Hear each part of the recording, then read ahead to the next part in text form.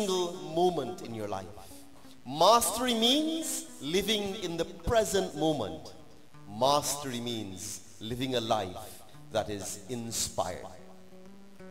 So tonight, or rather this morning, I would like to share with you a very simple concept, or the natural progression in which one can get whatever they want.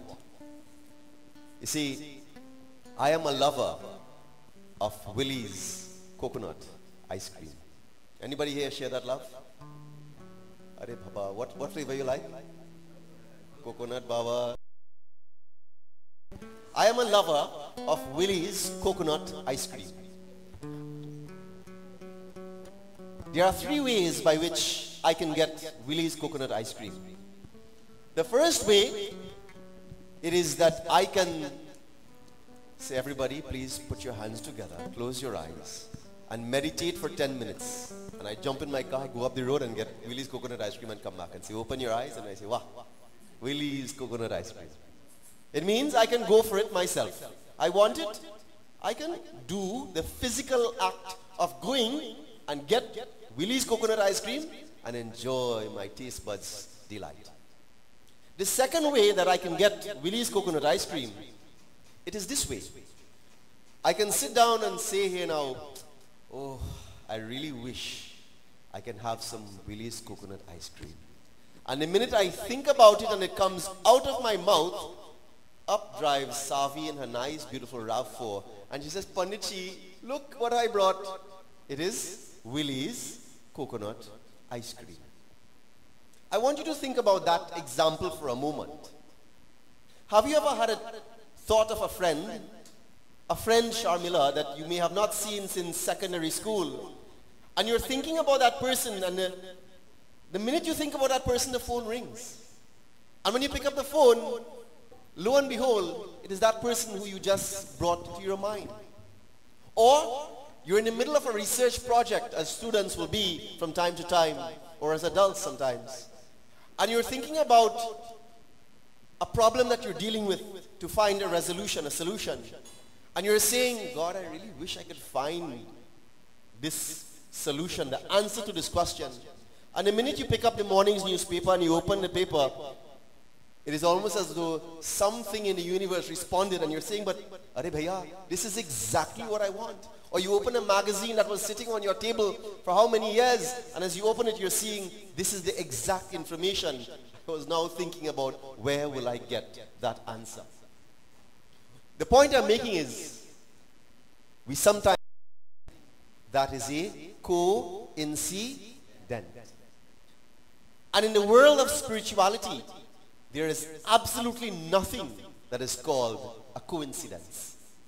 You see, in mathematics, when two lines coincide, you have one line and you have another line. And both lines coincide. When two lines coincide, you know what happens? They come together and they form perfect angles. As a matter of fact, if you look at this, my finger a little banner, so don't study, it's a straight line. If you look at these two straight lines, on the bottom, this part here, it exactly mimics the top angle. And therefore, no matter how I change these two lines that are coinciding, they always form a perfect coming together that is called coinciding lines. And if mathematically two lines coinciding forms part of perfection mathematically, the very same law applies to all of our lives. And therefore, we have the ability, through the power of controlling the thought, through the power of our thoughts, we can cause and allow things to happen around us. I'm saying this and then Jenny is thinking, deep thought, deep thought. What do I want to create tomorrow? What do I want Harry to do this afternoon? Harry, cut the lawn. Harry ji, she got an instruction. We have that power. We have the power through the harnessing of our thoughts. The thought is the root of every energy. Do you know that in the beginning was the Word, and the Word was with God, and the Word was Om? And from Om came this entire creation. It started with a thought. It started with consciousness. It started with that seed state that is known as Mahapralay. Mahapralay means when everything is in that oneness state. And God, consciousness, decided it was time to project. And from consciousness, from that thought, from the universal master came Om. And from Om came the universe. But before the universe came Gayatri. From Om came Gayatri, and from Gayatri came all of creation. In the same way, we have that ability through the power of our thought. When you go to someone to jhari, what is happening when somebody jharis you? Is it semi-demi? Is it faith in that person? It may be faith in that person. But if that person has jagaved means to use that mantra properly, to energize that mantra, that person's body, it is not the mantra. If I say this mantra is powerful and I give it to you now, if you repeat it, does it make it powerful? No. You have to convert that mantra into something within you to allow it to vibrate, to shake to a certain pattern. Not externally, but even every cell within your body to the energy of that mantra. And therefore, when that mantra becomes so energized, and you jhari someone, you are literally transferring your energy to that person. That is jhari. It is energy, but it starts with the power of your thought. It is concentrating that energy from the seed state, which is the thought, and now transferring it to someone else. I believe it is the Japanese or the Chinese. Reiki. Reiki is what? Japanese or Chinese? Huh? Somebody said Japa-Chinese. Asian. Let's take it that way. Reiki is also a concept used in that part of Asia where they can use the power of the hand. In Trinidad, they are Reiki masters. Reiki masters, if you have a problem with the stomach, they will come. And sometimes not one of them, but 2, 3, 5, 7 like this, they will come.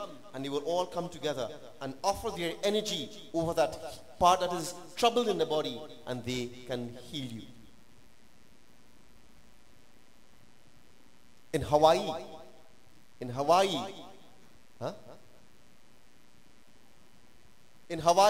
there are similar masters. They don't call them Reiki, they don't call them Pandits, but they have another name for them.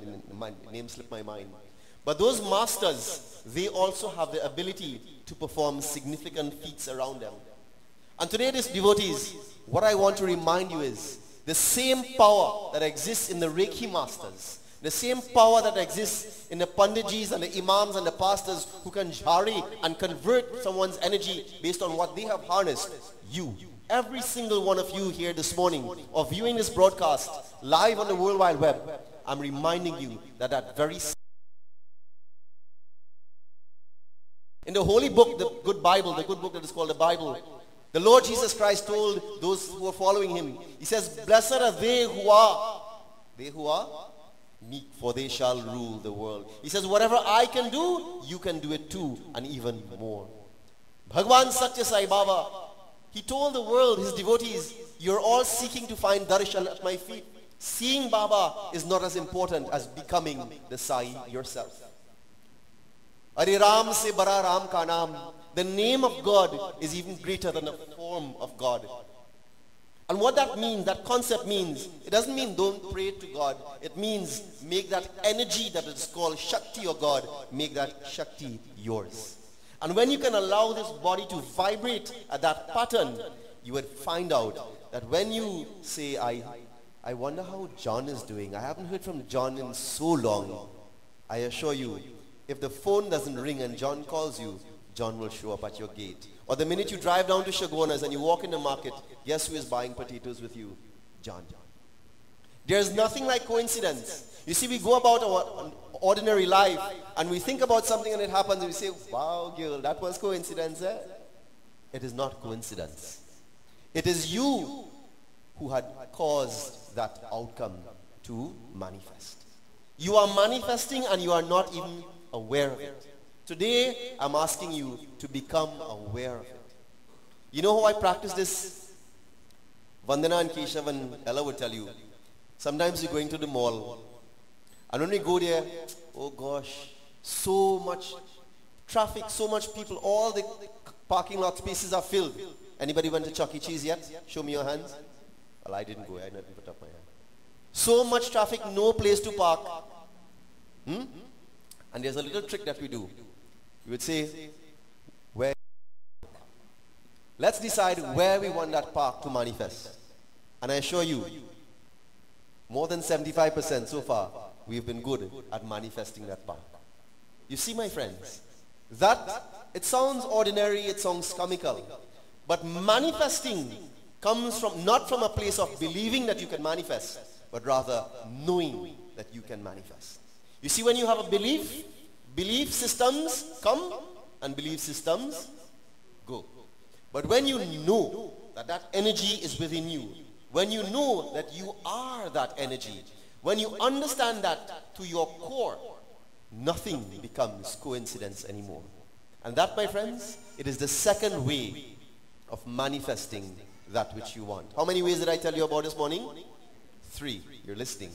The last and final way of manifesting that which you want, it is this.